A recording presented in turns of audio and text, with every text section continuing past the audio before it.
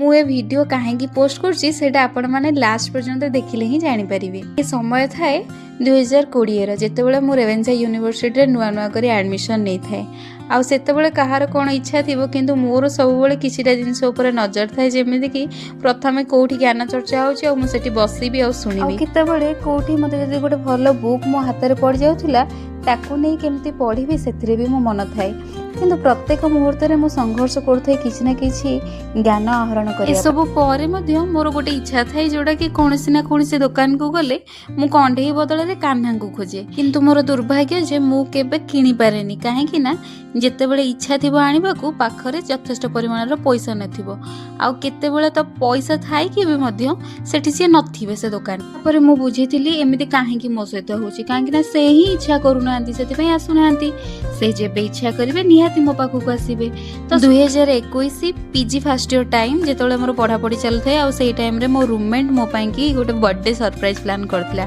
आ सेही दिनटा ही मो पई एते खुशी रो दिन थिला सेटा केवल जने प्रत्यक्ष रे ही अनुभव करि परिबो काहे कि ना से दिन मते रोजा कान्हा को गिफ्ट करथिला मते कहिथिला दीदी सठिक समय रे तम पाखु को देख तम कान्हा आसी गले बोली आ एबे देख तम सहित आगु को कोन कोन मिराकल होछ आ तापरे आपण मानक मन रे आसुथबो कान्हा को पाखरे गणेश ठाकुर केमिति आसिले तांकु मते हम डिपार्टमेंट रे संजू दीदी गिफ्ट करथिले स्मृति ने